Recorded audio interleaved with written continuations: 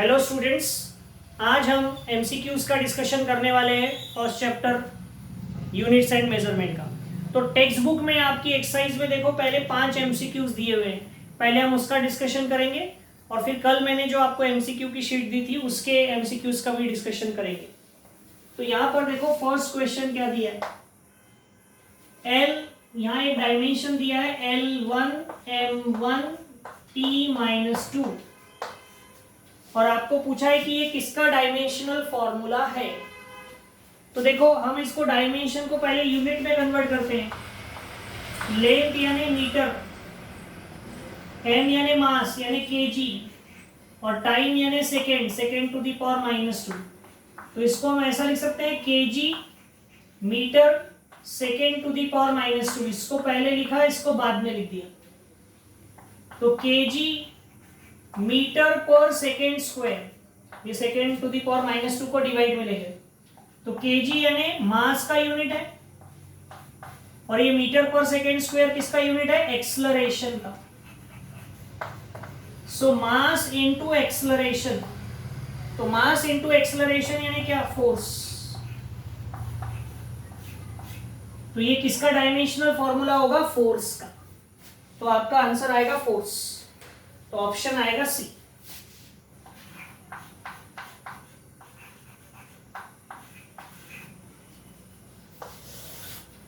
Option आएगा सी, ठीक है। फिर क्वेश्चन नंबर 2, इसमें पूछा था the error in the measurement of the sides of a rectangle, the error in the measurements of the sides of a rectangle is 1%। किसी rectangle की साइड को मेजर करते समय 1% का एरर आया तो हमको उसके एरिया के मेजरमेंट में कितनी एरर आएगी वो निकालनी, ठीक है। So error in the measurement, error in the measurement of side, measurement of side. तो रेक्टेंगल की दो साइड होगी, एक को लेंथ बोलते हैं और एक को breadth. In the measurement of length and breadth is 1%, ठीक है। और एरिया का फॉर्मूला क्या होता है, area of rectangle, area of rectangle का फॉर्मूला होता है लेंथ इंटू ब्रेड्थ। तो अगर आपको एरिया में एरर निकालनी है तो हम उसको डेल्टा ए अपॉन ए अगर लिखते हैं multiplied by percent 100, percent error निकालनी है तो वो क्या होगी, एल में एरर प्लस बी में एरर और दोनों का प्लस होगा। क्यों, हमने कॉम्बिनेशन ऑफ एरर्स में पढ़ा है कि अगर कोई दो क्वांटिटी का प्रोडक्ट है और अगर एक में एरर है दूसरे में एरर है तो दोनों का प्लस कर देते हैं। सो एल में कितनी एरर है, 1% की, 1/100 यानी इसमें 1%। देखो delta L by L into 100, इसको ऐसा कर दिया और plus delta B by B into 100। So L की एरर 1, इसकी एरर 1, तो 1 + 1 कितनी आ जाएगी, 2% एरर इन एरिया। तो एरिया में एरर होगी 2%।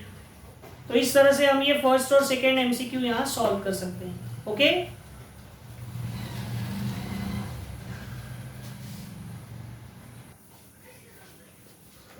नेक्स्ट देखो क्वेश्चन नंबर 3। क्वेश्चन नंबर 3 में क्या बोला है, light year is the unit of. तो हमको पता होना लाइट ईयर, हमको लगता है ईयर यानी टाइम का यूनिट होगा, लेकिन नहीं, लाइट ईयर किसका यूनिट होता है, डिस्टेंस का। So light year is a unit of distance, तो आंसर आएगा सी। इसका क्या मतलब होता है, बताया था मैंने कि 1 ईयर में लाइट कितना डिस्टेंस ट्रेवल करता है उसको लाइट ईयर बोलते हैं। तो ऑप्शन आएगा सी, डिस्टेंस, ओके। फिर क्वेश्चन नंबर 4 में पूछा है कि dimension of kinetic energy is same as that of.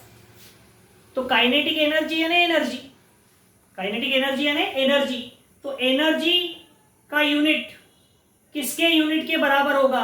तो हमको पता है कि एनर्जी का यूनिट होता है जूल और वर्क का यूनिट भी होता है जूल। इसलिए दोनों के डायमेंशन भी सेम होंगे। तो काइनेटिक एनर्जी के डायमेंशन किसके बराबर होंगे? जो वर्क का डायमेंशन है वही काइनेटिक एनर्जी का डायमेंशन होगा। तो इसका ऑप्शन आएगा सी। ठीक है। फिर क्वेश्चन नंबर 5, इसमें पूछा है कि विच of the following is not the fundamental unit, यानी इनमें से दिया हुआ कौन सा यूनिट फंडामेंटल क्वांटिटी का यूनिट नहीं है। पहला है सेंटीमीटर, तो फंडामेंटल यूनिट नहीं है सेंटीमीटर। फंडामेंटल यूनिट क्या होता है? फंडामेंटल यूनिट, अच्छा, विच of the following is not the fundamental unit, कौन फंडामेंटल यूनिट नहीं है? तो सेंटीमीटर तो है, फंडामेंटल क्वांटिटी है लेंथ। दूसरा है केजी, मास, फंडामेंटल क्वांटिटी है। सेंटीग्रेड, टेम्परेचर, ये भी फंडामेंटल क्वांटिटी है। वोल्ट, ये फंडामेंटल क्वांटिटी नहीं है। हमने 7 ही फंडामेंटल क्वांटिटी पढ़ी है। कौन कौन सी? Length, mass, time, temperature, amount of substance, luminous intensity. ठीक है, कौन कौन से हो गए? Length, mass, time, temperature, amount of substance, luminous intensity and amount of substance. Sorry, amount of substance repeat हो रहा है क्या? Length, mass, time, temperature, electric current. हाँ, इलेक्ट्रिक करंट छूट रहा था। ठीक है, इलेक्ट्रिक करंट। तो यहां पर वोल्ट जो है ये तो पोटेंशियल डिफरेंस का यूनिट है, तो आपका ऑप्शन आएगा डी, वोल्ट। ये फंडामेंटल क्वांटिटी का यूनिट नहीं है। तो इस तरह से ये जो टेक्स्ट बुक में हमको 5 एमसीक्यूज दिए थे, इनको हमें इस तरह से सॉल्व करना है। अब इसके बाद हमने जो एमसीक्यू शीट दी थी उसमें जो क्वेश्चंस है उनके डाउट्स का डिस्कशन हम करते हैं। ओके,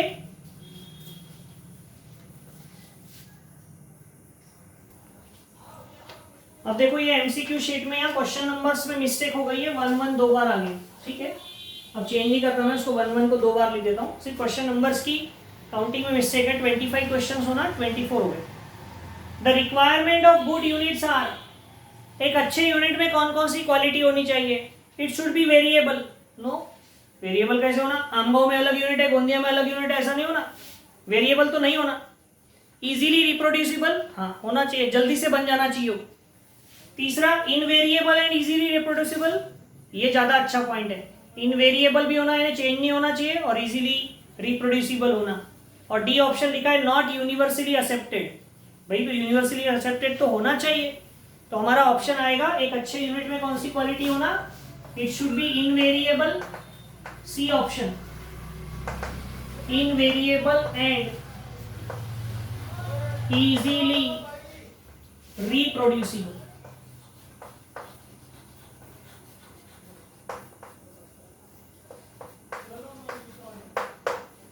ठीक है,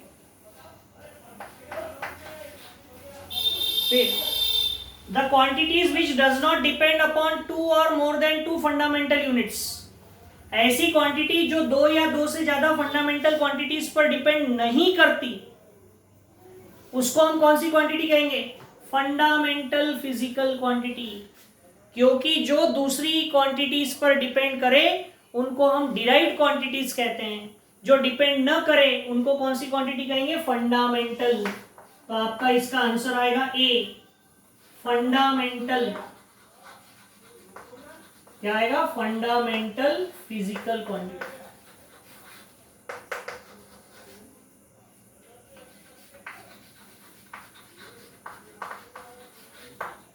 ठीक है, सेकेंड क्वेश्चन,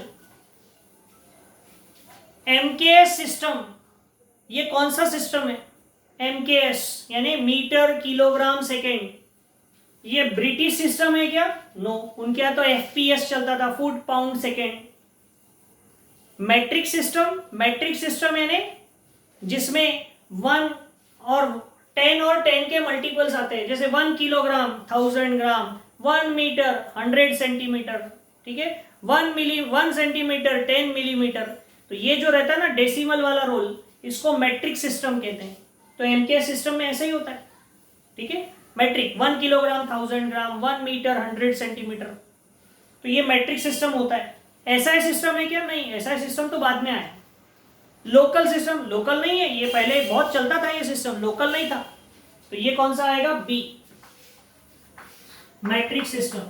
पहले जो एमकेएस सिस्टम था उसी में आज थोड़े बहुत चेंज हुए और पूरा एसआई सिस्टम बना, और एमकेएस हम पहले से चला रहे थे इंडिया में, उसी को एक्सेप्ट किया है करीब करीब। एमकेएस सिस्टम में मास का यूनिट केजी होता है, एसआई में भी होता है। लेंथ का यूनिट मीटर होता था, एसआई में भी होता है। टाइम का यूनिट हम सेकेंड लेते थे, एसआई में भी होता है। यानी जो हमारे यूनिट्स थे करीब करीब उन्हीं को उन्होंने माना था। तो ये मैट्रिक सिस्टम है। तीसरा question, the conversion factor between energy unit joule and अर्ग। तो हमको पता है जूल और अर्ग में क्या रिलेशन है।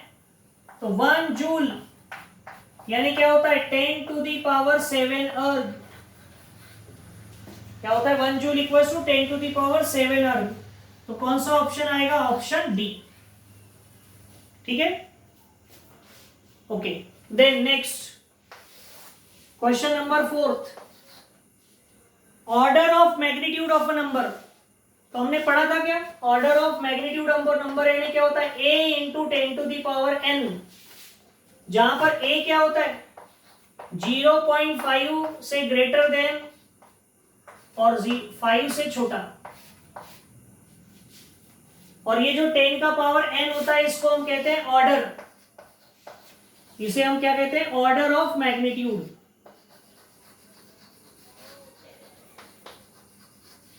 It is called order of magnitude. So order of magnitude of a number is power of 10 to that number और power of 10 nearest to that number। तो देखो उस नंबर के नियरेस्ट में जो 10 का पावर है, देखो 0.5 या उससे बड़ा लेना है और 5 से छोटा लेना है, ताकि वो राउंड ऑफ होकर बड़ा नंबर ना बने। तो इसको हम कहते हैं, इसका आंसर आएगा बी, यानी जो भी नंबर दिया है उसको नियरेस्ट 10 में कन्वर्ट करना, यानी order of magnitude. So power of 10 nearest to that number,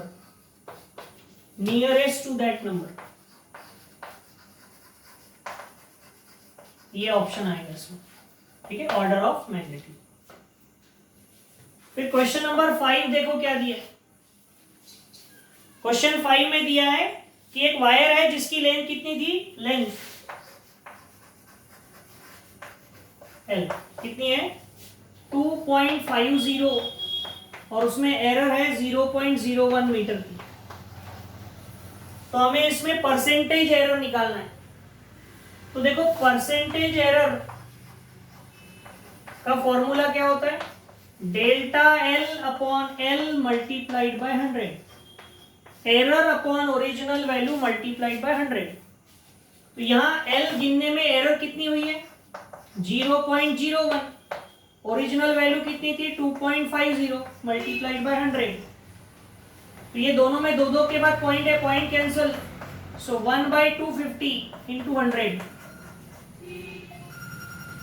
तो ये 0 से 0 कैंसिल, 5 5 are 10, 5 5 are 25, 5 2 are 10, सो 2/5 यानी क्या आएगा 0.4%। तो कितनी एरर आएगी 0.4%। ओके, तो इस तरह से ये क्वेश्चन 5 हमको सॉल्व करना है। ओके,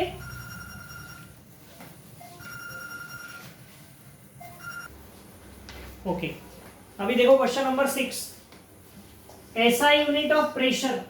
तो प्रेशर का ऐसा यूनिट क्या होता है पास्कल। ठीक है, सुना है ना यूनिट पास्कल। न्यूटन पर मीटर स्क्वायर भी हो सकता है या फिर पास्कल। तो न्यूटन पर मीटर स्क्वायर दिया नहीं है तो यूनिट होगा pascal. Question number 7, electric potential का यूनिट बताना है। तो ये आप लोगों ने 10th में पढ़ा होगा फॉर्मूला कि पोटेंशियल डिफरेंस V का फॉर्मूला होता है W/Q, work done upon charge, यानी पोटेंशियल डिफरेंस। अब वर्क का यूनिट क्या होता है, यूनिट ऑफ V। तो वर्क का यूनिट होता है जूल और चार्ज का यूनिट होता है कूलम। तो जूल पर कूलम, कौन सा ऑप्शन आएगा, ऑप्शन बी।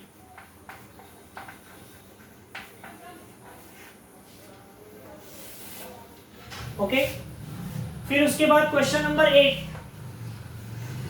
क्वेश्चन नंबर 8 में पूछा है electron volt is the smallest unit of, electron volt.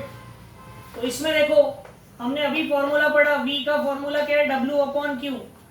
तो W का फॉर्मूला क्या होगा, V इंटू क्यू। अब Q यानी चार्ज, तो चार्ज की जगह अगर हम इलेक्ट्रॉन ले ले और V की जगह V, तो ये बन जाएगा इलेक्ट्रॉन वोल्ट।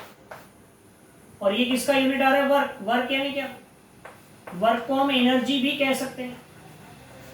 सो ये एनर्जी का यूनिट आ गया। तो इलेक्ट्रॉन वोल्ट किसका यूनिट होता है, एनर्जी का। ठीक है, V equals to W by Q, तो W यानी V इंटू क्यू, क्यू यानी चार्ज, तो इलेक्ट्रॉन भी एक चार्ज ही है, E इंटू वी यानी EV, तो ये किसका यूनिट होगा, एनर्जी का। तो कौन सा ऑप्शन आएगा, ऑप्शन सी।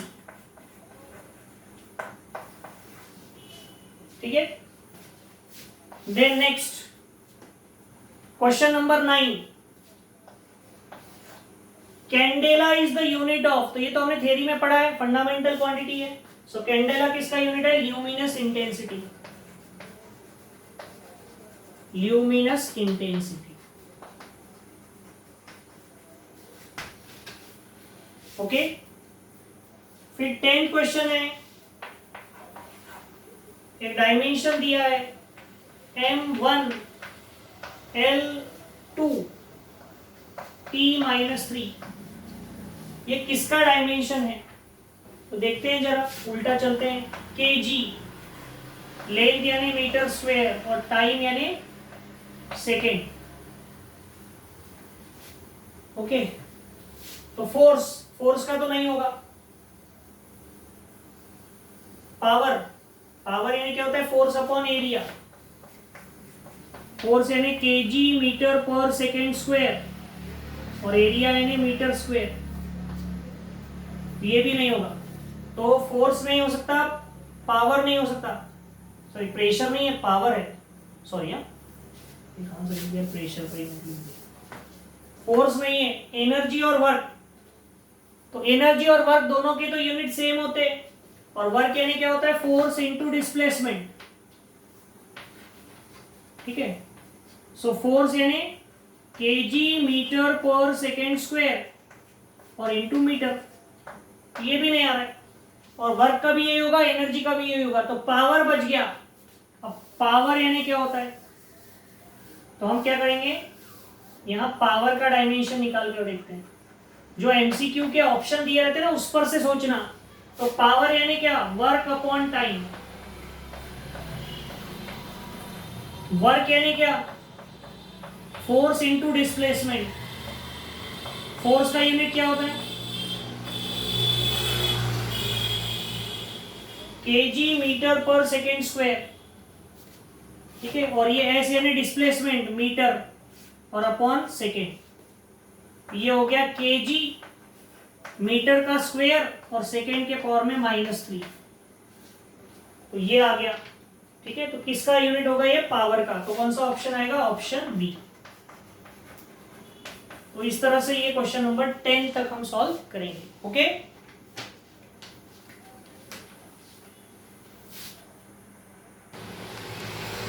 ओके, अब देखो क्वेश्चन नंबर 11, इसमें बोला है कि विच of the following pair has the same dimension. Work and power हो नहीं सकता, क्योंकि पावर यानी वर्क अपॉन टाइम होता है। डेंसिटी एंड रिलेटिव डेंसिटी, ये भी नहीं हो सकता। आपको पता होना रिलेटिव डेंसिटी यानी क्या, density of substance upon density of water. तो रिलेटिव डेंसिटी का कोई यूनिट ही नहीं होता, और डेंसिटी का तो यूनिट होता है क्या, किलोग्राम पर मीटर क्यूब, ये भी नहीं होगा। स्ट्रेस और स्ट्रेन, फोर्थ ऑप्शन पढ़ा मैंने जानबूझ के, स्ट्रेस और स्ट्रेन। स्ट्रेस यानी होता है फोर्स पर यूनिट एरिया, और स्ट्रेन यानी होता है फोर्स का इफेक्ट। तो स्ट्रेन का कोई यूनिट नहीं होता, 12th में पढ़ेंगे हम, लेकिन स्ट्रेस का यूनिट होता है। तो जिसका यूनिट ही नहीं, उसका डायमेंशन भी नहीं होगा।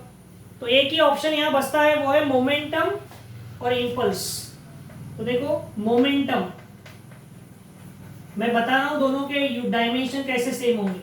मोमेंटम यानी क्या होता है, मास इंटू वेलोसिटी, और मास का यूनिट केजी और वेलोसिटी का यूनिट मीटर पर सेकेंड, यानी LMT। लेंथ 1, मास 1, टाइम -1। मोमेंटम के बाद इंपल्स। इंपल्स यानी क्या, फोर्स इनटू टाइम, ये ध्यान रखना। इंपल्स यानी होता है फोर्स इनटू टाइम, और फोर्स यानी क्या, mass into acceleration into time. So KG metre पर सेकेंड स्क्वायर इनटू सेकेंड, तो एक सेकेंड से एक सेकेंड कैंसल, ये आएगा KG metre second to the power -1। तो dimension L1 M1 T-1, dimension same आ गए। तो कौन सा ऑप्शन आएगा, option C, momentum and impulse. Okay, अब देखो question number 12, M1 L1 T-1, ये किसका यूनिट है, तो ये शायद हमने टेक्स्ट बुक में ही देखा था पहला क्वेश्चन। M1 L1 T-1 है। ओके, सो M1 L1 T-1 यानी केजी मीटर पर सेकेंड, तो केजी यानी मास और मीटर पर सेकेंड यानी वेलोसिटी। तो मास इंटू वेलोसिटी यानी क्या, मोमेंटम, ये मोमेंटम का यूनिट है। और मोमेंटम दिया हुआ है यहां पर, देख लो कौन सा ऑप्शन है, ऑप्शन बी, ये ऑप्शन बी आए। ठीक है, उसके बाद समझ में आ रहा है, केजी मीटर पर सेकेंड, केजी यूनिट मास का, मीटर पर सेकेंड यूनिट वेलोसिटी का, तो मास इंटू वेलोसिटी यानी मोमेंटम। फिर पावर का जो यूनिट है उसमें dimension of time in power, तो अभी हमने पावर का यूनिट निकाला था, पावर का डायमेंशन। तो पावर यानी क्या होता है, वर्क अपॉन टाइम। वर्क यानी क्या, force into displacement upon time. Force यानी क्या, मास इंटू एक्सलरेशन, यानी केजी मीटर पर सेकेंड स्क्वायर और इंटू मीटर अपॉन सेकेंड। तो ये क्या बन जाता है, केजी मीटर का square second to the power -3, ऐसा आता है। तो इसमें टाइम का डायमेंशन क्या होगा, dimension of time in power, तो टी के पावर में कितना है, -3। सिर्फ टाइम का ही डायमेंशन पूछा है, तो वो क्या होगा, -3। तो कौन सा ऑप्शन आएगा, ऑप्शन सी। ओके, तो इस तरह से ये 13 क्वेश्चन तक सॉल्व करेंगे।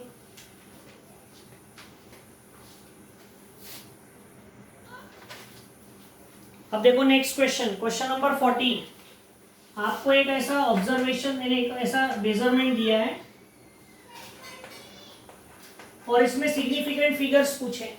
तो मैंने आपको बताया था कि जिस भी मेजरमेंट में डेसिमल पॉइंट हो, तो पहले नॉन जीरो डिजिट के और उसके बाद वाले पूरे सिग्निफिकेंट होते हैं। तो यहाँ तो पहले सब जीरो है, ये दो ही है, पहला नॉन जीरो है 4 और उसके बाद जीरो है। तो सिग्निफिकेंट फिगर कितने हो जाएंगे इसमें, 2, क्योंकि डेसिमल पॉइंट है तो पहले नॉन जीरो डिजिट और उसके बाद वाले पूरे सिग्निफिकेंट होते हैं, तो यहाँ सिग्निफिकेंट फिगर होंगी 2। फिर क्वेश्चन नंबर 15, क्वेश्चन नंबर 15 में आपको दिया है 3 मेजरमेंट्स है, और वो मेजरमेंट्स क्या क्या है, 18.425, 7.21 और 5.0। तो इनकी एडिशन कितनी होगी, तो 18.425, 7.21 और 5.0, इनकी एडिशन करो, 5, 3, 6, 22, 30.635। लेकिन आपको कितने सिग्निफिकेंट फिगर्स लिखने पड़ेंगे, जो तीनों में सबसे कम हो। तो इसमें कितने सिग्निफिकेंट फिगर है, 2, तो यहां पर भी आपको 2 ही सिग्निफिकेंट फिगर लिखने पड़ेंगे। तो आपका आंसर तो सिर्फ 30 आना चाहिए। तो यहां तो एक काम करो, यहां एक करेक्शन करो, 5.00 लिखो, करेक्शन की जरूरत पड़ेगी। तो यहाँ पर नंबर ऑफ सिग्निफिकेंट फिगर्स कितने आएंगे? 3। तो आंसर होगा आपका 30.6। कितना आएगा? 30.6 सेंटीमीटर। ओके, तो ये सिग्निफिकेंट फिगर मिल गई। क्वेश्चन नंबर 16 क्या बोला है? देखो 16 नंबर के क्वेश्चन में zero error of an instrument, किसी भी इंस्ट्रूमेंट में जीरो एरर होती है।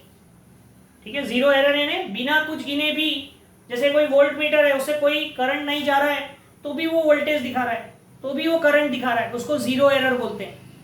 तो ये जीरो एरर कौन सी एरर है? ये सिस्टमेटिक एरर है, ये सिस्टम की एरर है।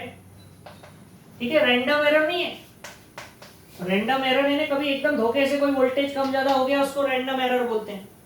ठीक है, पर्सनल एरर भी नहीं है, हमारी गलती थोड़ी ना, इंस्ट्रूमेंट में ही है फॉल्ट।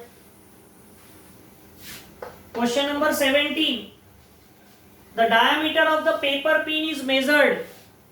पेपर में जो टाचनी हम लगाते हैं ना, उसका डायमीटर अगर गिनना है तो कैसे गिनोगे? तो मीटर स्केल से गिन सकते हैं क्या? मेजरिंग टेप से गिन सकते हैं क्या? नो। ये दो इंस्ट्रूमेंट और होते हैं, वर्नियर कैलिपर और माइक्रोमीटर स्क्रू गेज।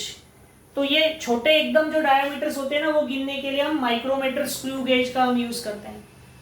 जब क्लास ओपन होगी तो मैं क्लास में आपको दिखाऊंगा what is vernier calliper and what is micrometer screw gauge. ठीक है, we have that, I will show you. तो ये इसका आंसर आता है micrometer screw gauge. Micrometer screw gauge.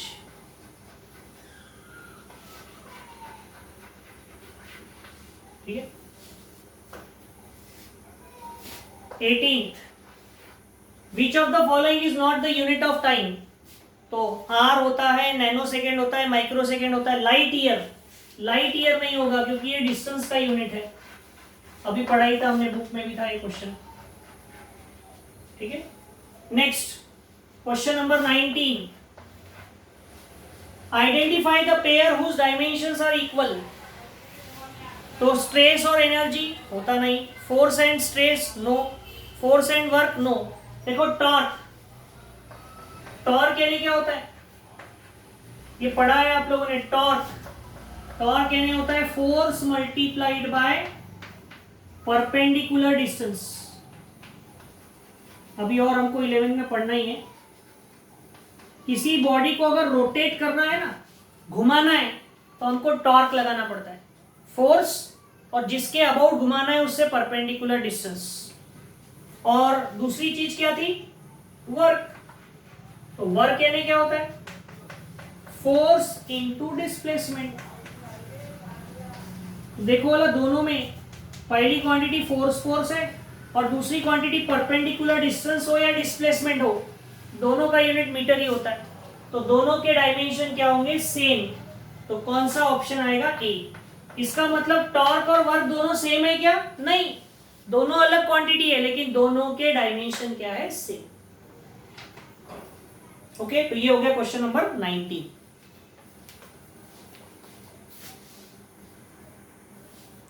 अब देखो next question number 20, which of the following is the proper combination for force.